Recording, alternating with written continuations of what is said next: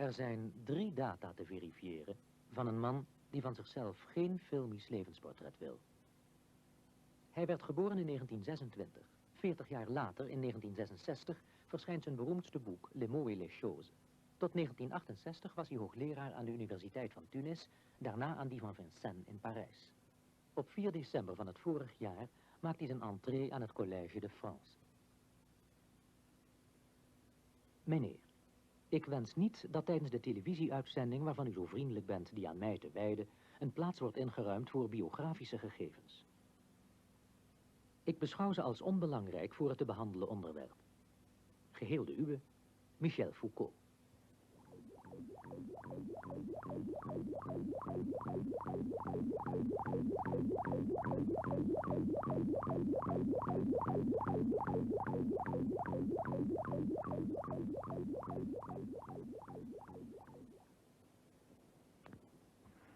Bon, j'avais fait des études de philosophie, et puis après ces études de philosophie, j'avais fait des études de psychologie, psychopathologie. Et il y avait une chose qui m'avait frappé et intrigué. N'est-ce pas, la civilisation occidentale a été depuis très longtemps, depuis l'âge grec, familière du phénomène de la folie. Les fous sont présents dans les pièces de théâtre, dans la littérature, on a parlé sans arrêt de la folie, et il a fallu attendre le 19e siècle pour que la folie devienne un objet de science.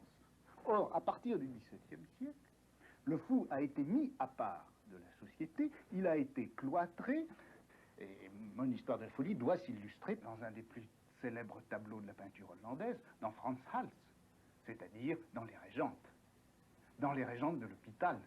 Ces 5 vieilles femmes, pardon, qui sont là, autour d'une table, et qui ont pour profession de tenir, de diriger cette maison d'enfermement, où au XVIIe et plus tard au XVIIIe siècle, on enfermait toutes les inutilités sociales, tous les perturbateurs sociaux. Ces femmes sont effectivement l'expression de cette rationalisation de notre société qui a mis à part la folie. Tiens, en quelque sorte, c'est à partir de là que la science de la folie a pu se développer. Qu'à partir du moment où justement on avait rompu avec cette vieille familiarité qu'on entretenait autrefois avec la folie. À partir de cette étude purement historique que j'ai faite, je me suis demandé si finalement nous ne nous faisions pas, nous autres occidentaux, de bien grandes illusions sur nous-mêmes. Nous nous imaginons volontiers que nous sommes une civilisation très tolérante, que nous avons accueilli toutes les formes du passé, toutes les autres formes culturelles étrangères à nous, que nous accueillons aussi toutes les déviations qui sont de l'ordre du comportement, du langage, de la sexualité, etc. Moi, je me demande si ça, c'est pas une illusion. Autrement dit, pour pouvoir connaître la folie, il a fallu l'exclure. Peut-être pourrait-on dire aussi que pour connaître les autres cultures non occidentales, les cultures dites primitives ou les cultures américaines, africaines, chinoises, etc., pour connaître ces cultures, il a sans doute fallu non seulement les exclure, non seulement les mépriser, mais les exploiter, les conquérir, et en quelque sorte, par la violence, les faire taire. On a fait taire la folie, et on l'a connue. On a fait taire les cultures étrangères, et on les a connues. Et peut-être également pourrait-on dire qu'il a fallu attendre le grand puritanisme du XIXe siècle pour faire taire la sexualité et la connaître enfin dans la psychanalyse, ou dans la psychologie, ou dans la psychopathologie. De telle sorte que, si vous voulez, mon hypothèse c'est ceci: l'universalité de notre savoir a été acquise au prix d'exclusion, d'interdit, de refus, de rejet, au prix d'une espèce de cruauté à l'égard de toute la réalité. Alors j'ai essayé de voir si on ne pouvait pas, pour d'autres formes de savoir, rechercher aussi de quelle manière il s'était constitué, quelles en étaient les racines inconscientes, quelles en étaient les formes implicites, non présentes exactement à la conscience des savants à une époque donnée. Et c'est en gros ce que j'appelle faire de l'archéologie du savoir, n'est-ce pas? Et c'est ainsi que dans les mots et les choses, j'ai essayé de comparer un certain nombre de domaines de savoir différents, biologie, l'économie, la linguistique du XVIIe au XIXe siècle, et essayer de voir comment ces domaines de savoir, qui sont tout à fait différents les uns des autres, obéissent cependant à un certain nombre de lois communes, de règles communes, règles qui sont forcément inconscientes dans la mesure où elles font communiquer entre eux des domaines de savoir qui sont ignorés, enfin, que les savants de chaque domaine ne connaissent pas.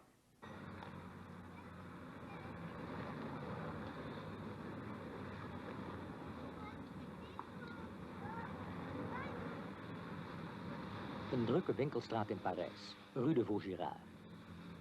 Nummer 285 geeft toegang tot een binnenplaats waar verschillende flatgebouwen op uitmonden. Hier woont Foucault, in het laatste gebouw. Op de 8e verdieping bewoont hij een eenvoudig appartement.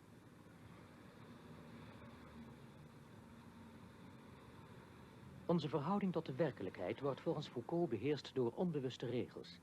Het zijn die onbewuste regels die de verschillende velden van kennis beheersen. Ieder veld van kennis of wetenschap bestaat uit een wisselend patroon van elementen waartussen vaste relaties bestaan. Het gaat Foucault om de analyse van die vaste relaties.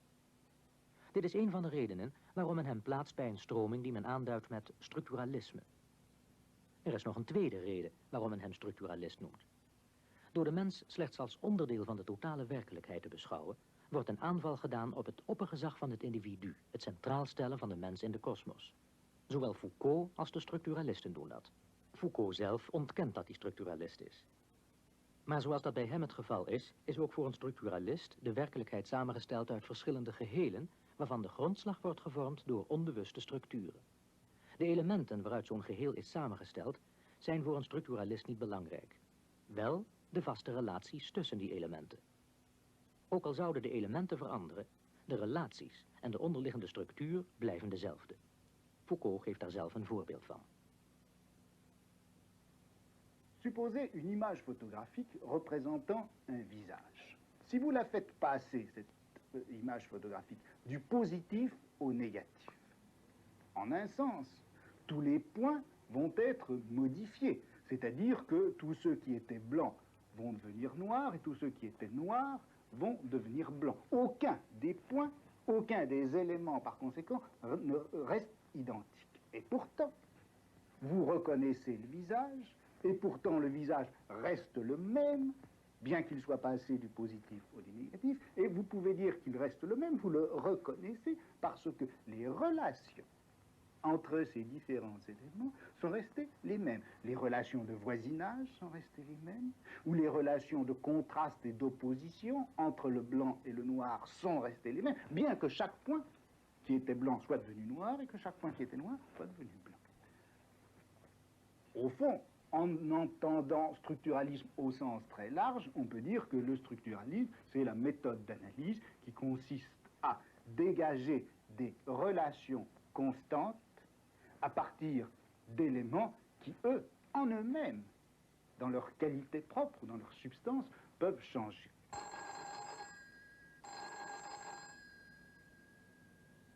Les structuralistes sont des gens pour qui comptent essentiellement donc les systèmes de relations et pas du tout l'expérience individuelle vécue des gens.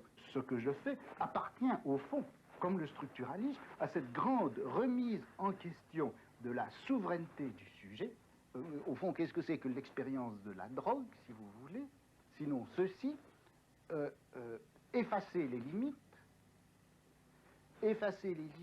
rejeter les partages, mettre hors circuit toutes les exclusions, et se poser à ce moment-là la question, qu'en est-il du savoir? Est-ce que l'on sait quelque chose de tout à fait autre? Est-ce que l'on peut encore savoir ce qu'on savait avant l'expérience de la drogue? Est-ce que ce savoir d'avant la drogue est un savoir qui est encore valable? Ou est-ce que c'est un nouveau savoir auquel est le drogue? Bon, c'est un problème, et je crois que dans cette mesure-là, l'expérience de la drogue n'est pas marginale dans notre société, c'est pas une espèce de petite déviance qui ne compte pas, il me semble que Elle est là au cœur même des problèmes que la société dans laquelle nous vivons, c'est-à-dire la société capitaliste, se pose. Bon, il me semble également que le maoïsme, si vous voulez, est également sur un tout autre mode, et je crois avec une toute autre ampleur historique, certaines façons aussi de retrouver ce problème-là. C'est-à-dire, à partir du moment où l'homme sera effectivement libéré de tout le système de contraintes, non seulement le système de contraintes économiques, mais le système de contraintes politiques, morales, culturelles, que le capitalisme a fait peser sur lui depuis des siècles. À partir du moment où cette libération-là sera acquise, alors quel savoir sera possible? Foucault zei eens dat zijn persoonlijk leven niet bestaat. Ook tijdens het interview laat hij geen biografische gegevens los. Zijn denken is zijn persoonlijk leven. Écoutez, dites que je refuse de parler de ma vie personnelle. Je ne vois pas très bien de quoi j'ai parlé depuis une demi-heure, sinon de ma vie personnelle. Bon, la première chose que je pourrais vous dire. Puis, je vous dirais ceci, c'est que, bon, on a l'habitude de dire que l'expression de l'individualité, par exemple, ou l'exaltation de l'individualité est une des formes de la libération de l'homme. Moi, je me demande si ce n'est pas le contraire. J'ai essayé de montrer comment l'humanisme était une espèce de forme, était cette espèce de fabrication de l'être humain selon un certain modèle, et que l'humanisme ne fonctionne absolument pas comme libération de l'homme, mais au contraire, comme enfermement de l'homme à l'intérieur d'un certain type de formes qui sont toutes commandées par la souveraineté du sujet. Dans la mesure où se pose à moi, de façon peut-être un peu obsessionnelle, ce problème de la limitation, de l'exclusion, de l'assujettissement, du rapport de force et de subordination, bon, il est évident que le problème de la justice, de la loi, de la pénalité, de la police, de la prison, etc., sont pour moi des problèmes très très importants.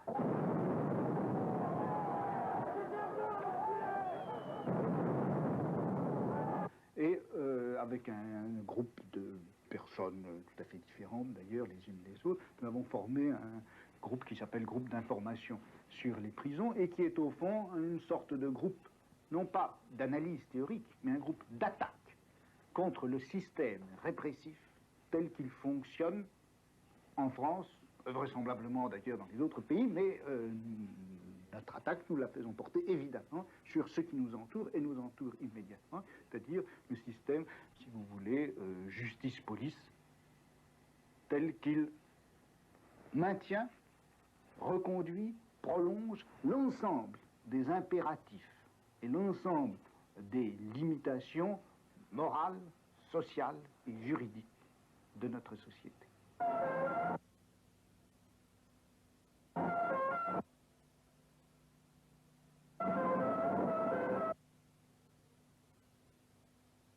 Et puis, je vais vous dire à propos de ce que je dis, et ceci vaut pour l'interview que je suis en train de vous donner, je ne dis pas les choses parce que je les pense, je dis les choses pour ne plus les penser.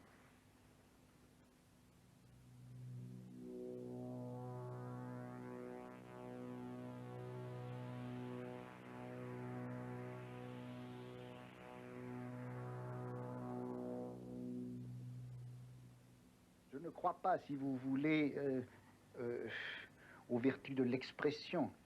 Le langage qui m'intéresse, c'est celui qui est tel qu'il peut détruire, justement, toutes les formes circulaires, closes, narcissiques du sujet et de soi-même.